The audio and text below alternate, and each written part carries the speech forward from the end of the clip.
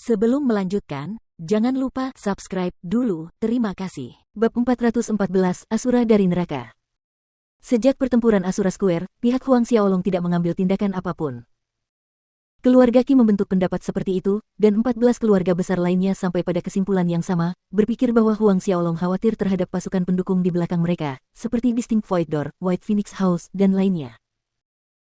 Pada pagi itu, Huang Xiaolong tengah berlatih jurus ke-8 ilmu pedang Asura, Gunung Pisau, Lautan Api di belakang Gunung Langit Surgawi Phoenix ketika Zhao Su dan Zhang Fu bergegas menghampiri dengan wajah penuh kegembiraan untuk melapor pada Huang Xiaolong. Yang mulia, kami menemukan rumput Dewa Naga. Zhao Su berseru dengan gembira kepada Huang Xiaolong. Huang Xiaolong sedikit gemetar dan matanya berbinar. Menurut laporan murid itu, patriark keluarga Qin dari daerah Harta Karun juga memasuki reruntuhan klan naga kuno tahun itu dan mengumpulkan 8 batang rumput Dewa Naga. Zhang Fu menyelas sambil tertawa. 8 batang rumput Dewa Naga. Huang Xiaolong berseri-seri. 8 tangkai rumput Dewa Naga. Itu cukup baginya untuk memurnikan satu tubuh naga suci purba. Jumlah esensi naga yang terkandung dalam satu naga ilahi primordial sangat melimpah, begitu banyak sehingga mustahil bagi satu tangkai rumput Dewa Naga untuk memiliki efek apapun dalam menghaluskan energi bergelombang yang ganas selama penyempurnaan. Menurut catatan manuskrip lama, disebutkan bahwa seseorang membutuhkan setidaknya 7 hingga 8 tangkai rumput Dewa Naga. Berikan hadiah besar kepada murid itu. Huang Xiaolong berkata kepada Zhao Su dan Zhang Fu dengan senyum lebar di wajahnya. Keduanya mengakui perintah Huang Xiaolong dengan hormat. Namun, Yang Mulia, wilayah Harta Karun adalah wilayah kultus Dewa Kosmos. Zhao Su menekankan kekhawatirannya, terlebih lagi, patriark keluarga Qin itu belum tentu rela melepaskan rumput Dewa Naga 8 batang itu. Huang Xiaolong melambaikan tangannya dengan acuh tak acuh, senyum tak pernah luntur dari wajahnya, tidak apa-apa. Karena ada rumput Dewa Naga di tangan patriark keluarga Qin, segala sesuatunya akan mudah diatasi. Meskipun rumput Dewa Naga juga merupakan tanaman yang sangat langka, peran terbesarnya adalah untuk mengurangi energi kekerasan dari darah dan esensi naga suci purba. Memegang 8 batang rumput Dewa Naga itu tidak akan membawa banyak manfaat bagi patriark keluarga Qin. Selama Huang Xiaolong bisa mengeluarkan sesuatu yang cukup menggoda sebagai gantinya, dia percaya bahwa pihak lain pasti bersedia menukarnya dengan rumput Dewa Naga. Benar, Yang Mulia, bawahan ini punya masalah lain untuk dilaporkan. Zhang Fu tiba-tiba teringat suatu masalah. Oh, ada apa? Tanya Huang Xiaolong. Zhang Fu melanjutkan dengan hormat, Kaisar Buddha terberkati benua angin salju mengirim seorang utusan untuk memberitahu kami bahwa tidak lama setelah kami meninggalkan kekaisaran Buddha terberkati, Putri Si Plus Xiaofei mengikuti di belakang kami dan tiba di benua awan bintang. Si Plus Xiaofei ada di benua awan bintang. Huang Xiaolong tercengang mendengar berita itu. Pada saat itu, Si Plus Xiaofei ingin Huang Xiaolong membawanya ke benua awan bintang, tetapi dia menolaknya. Dia tidak menyangka gadis ini memiliki keberanian untuk diam-diam mengikuti mereka. Kaisar Buddha yang terberkati berkata bahwa Si Plus Xiaofei akan mengirimkan berita setiap 2 atau 3 hari sejak dia meninggalkan kekaisaran Buddha yang terberkati. Namun, sejak 10 hari yang lalu, mereka telah kehilangan kontak dengan putri Si Plus Xiaofei. Zhao Su menambahkan. Alis Huang Xiaolong berkerut dalam, 10 hari. Sepertinya Si Plus Xiaofei mungkin telah menemui beberapa masalah. Apakah kita tahu tempat terakhir Si Plus Xiaofei berada sebelum kehilangan kontak dengan kekaisaran Buddha terberkati? Huang Xiaolong memahami poin yang paling penting. Menurut Kaisar Buddha yang terberkati, dia berada di wilayah Harta Karun. Wilayah Harta Karun. Huang Xiaolong sedikit tertegun, bukankah ini terlalu kebetulan? Kaisar Buddha yang terberkati perlu menjaga kekaisaran Buddha yang terberkati dan tidak dapat meninggalkan benua angin salju, oleh karena itu dia meminta bantuan Kaisar untuk menemukan keberadaan putri Si Plus Xiaofei. Kata Zhang Fu. Huang Xiaolong mengangguk.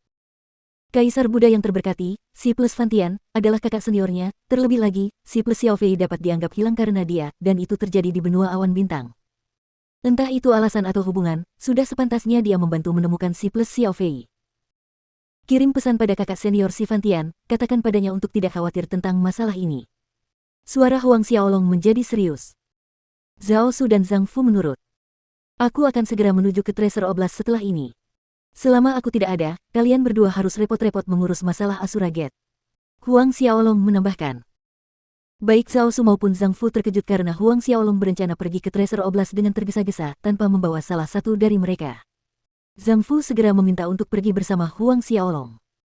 Huang Xiaolong menggelengkan kepalanya, aku sendiri sudah cukup. Jika kita bertiga pergi, siapa yang akan mengurus masalah di markas? Jangan lupa, semakin banyak orang, semakin besar targetnya, semakin mudah untuk menarik kecurigaan kultus Dewa Kosmos. Mendengar argumen Huang Xiaolong, kedua lelaki tua itu dengan enggan mengalah. Huang Xiaolong menugaskan mereka untuk menangani berbagai masalah sebelum Zhao Su dan Zhang Fu mundur. Setelah mereka berdua pergi, Huang Xiaolong teringat sesuatu. Sosoknya menghilang dalam sekejap mata ke arah sisi utara Gunung Phoenix Langit Surgawi. Di sini, di sisi utara ini, terdapat harta karun gerbang Asura. Selama sebulan terakhir, Huang Xiaolong sibuk dengan kultivasinya, berlatih 13 bentuk Dewa Naga, seni sumi ilahi, dan taktik Asura, dan belum sempat mengunjungi harta karun gerbang Asura. Dia ingat bahwa gurunya Ren Wokuang menyatakan dalam teknik kultivasi taktik Asura bahwa dia meninggalkan harta karun untuknya di dalam harta karun itu, sesuatu yang akan membantu kultivasi taktik Asuranya. Sebelum dia berangkat menuju daerah harta karun, Huang Xiaolong ingin melihat apa sebenarnya harta karun yang ditinggalkan oleh gurunya Ren Wokuang di dalam perbendaharaan harta karun gerbang Asura. Salam kepada yang berdaulat. Saat Huang Xiaolong muncul, dua tetua gerbang Asura yang menjaga harta karun itu muncul, menyapa Huang Xiaolong dengan hormat. Tidak perlu banyak upacara, berdirilah. Kata Huang Xiaolong, memberi isyarat kepada kedua tetua untuk berdiri. Huang Xiaolong melambaikan tangannya, meminta maaf kepada kedua tetua saat dia berjalan menuju pintu masuk harta karun yang rumit itu. Pintu masuk harta karun Asuras Gate tingginya 100 meter dan lebarnya 30 meter. Sekilas, orang hampir tidak bisa memastikan bahan yang digunakan untuk membangun pintu yang tampak kusam dan gelap ini. Saat itu masih siang hari, matahari bersinar terang dan hangat, tetapi meskipun begitu, ketika seseorang semakin dekat ke pintu, perasaan dingin menyelimuti mereka, udara dingin yang tampaknya menembus jauh ke dalam tulang seseorang.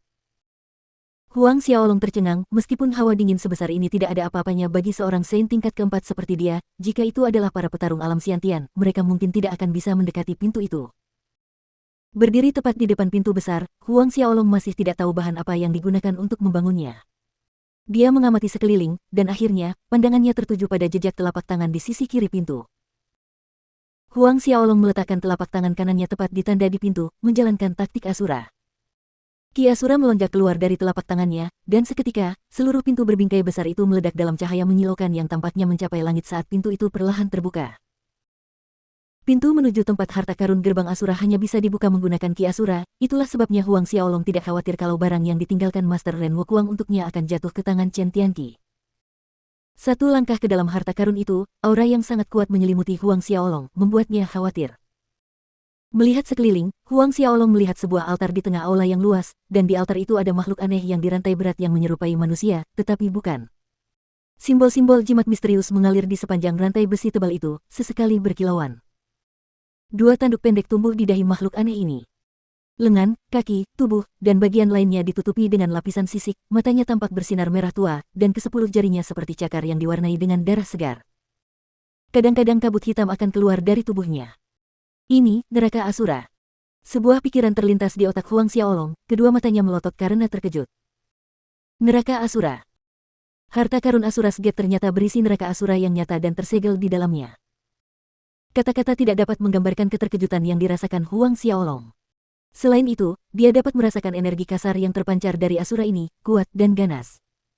Kekuatannya, paling tidak, telah melampaui alam Saint Ordo ke-10. Apa ini? Bagaimana guru menemukan Asura neraka ini? Huang Xiaolong bergumam sedikit tidak jelas pada dirinya sendiri. Atau, apakah ini berarti gurunya telah menyeberang ke alam Asura di neraka sebelum ini?